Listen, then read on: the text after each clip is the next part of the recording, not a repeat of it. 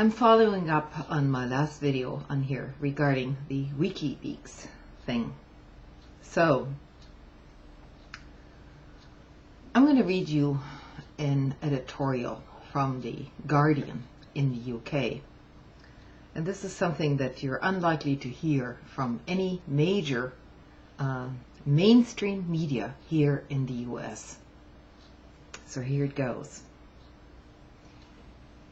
The title is When Torture Becomes Routine.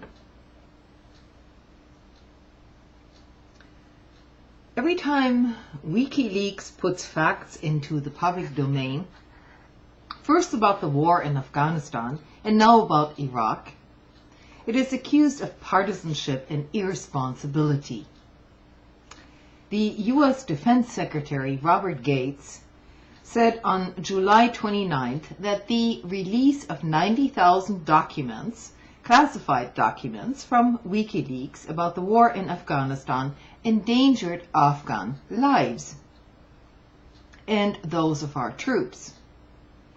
Little more than 2 weeks later, Gates admitted in a letter to Carl Levin, chairman of the Armed Services Committee, that the disclosures did not reveal any significant national intelligence secrets. The Pentagon's review had not to date revealed any sensitive intelligence sources or methods compromised by this disclosure. These are Gates' own words. This, of course, does not stop the same charge being made now about the release of the almost 400,000 documents on Iraq. Many attempts were made to justify the invasion of Iraq, but one of the most frequently and cynically used was that irrespective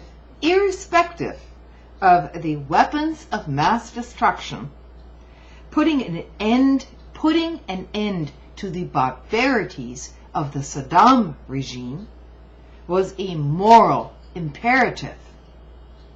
This is what Americans were told. Well, now there is chapter and verse from ringside seats on the systematic use of torture by the Iraqi government that the U.S. installed in Saddam's place. The worst practices of Saddam's regime did not apparently die with him, and whereas numerous logs show members of the coalition forces making actually genuine attempts to stop the torture in Iraqi custody, it is clear that their efforts were both patchy and half-hearted. In the worst incidents, one can only reasonably conclude that one set of torturers has been replaced by another. Only this lot, and still has, political cover. So basically, the installed government in Iraq today, namely Maliki, is of course up in arms about this.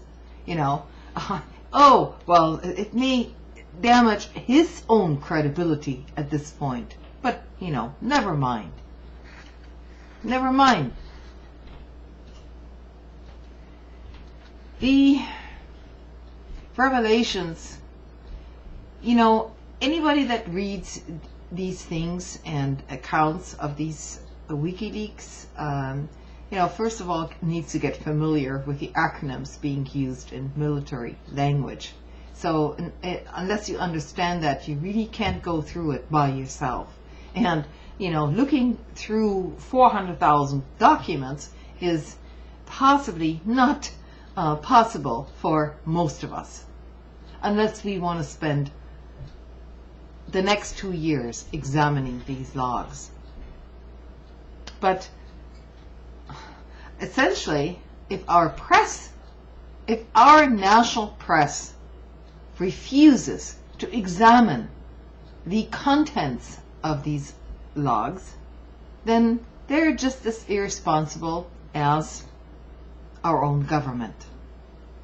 And basically they're lapdogs anyway, and most of us know this by now, you know. So to go on with this article, Iraq is not Obama's war. I tend to disagree at this point with the statement in this editorial, but let's go on. He's not George Bush. But there are circumstances like these in which his administration is behaving as if he were. Continuing reports of detainee abuse and torture in post-conflict Iraq are plainly not in the interest of a country that will continue to station thousands of troops in Iraq as mentors and advisors. The response to the publication of the war logs by the Iraqi government has, of course, been twofold. Rage from Maliki's office, our U.S. puppet, which accused WikiLeaks of trying to sabotage the incumbent prime minister's bid to form a new government, and the standard assurance that the Interior Ministry would follow up on human rights abuses. Yeah, right. Why should Iraqi authorities be so much more eager to preserve evidence of the crimes they committed by their troops than the U.S. to prosecute their own alleged criminals? Prosecutions for those involved in the unprovoked shooting spree of Blackwater, now called XE, which is still getting contracts from the Department of State, I might add. This is not mentioned in this article, by the way. You just have to wonder, why shouldn't these leaks get out there?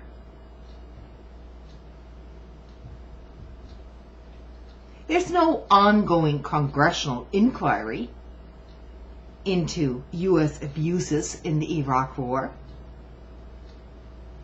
And that basically left the United Nations investigator Manfred Novak to call on Mr. Obama to call for an investigation. Of course, that's going to go nowhere. Nowhere. I ask every citizen of the United States to stand up against this shit.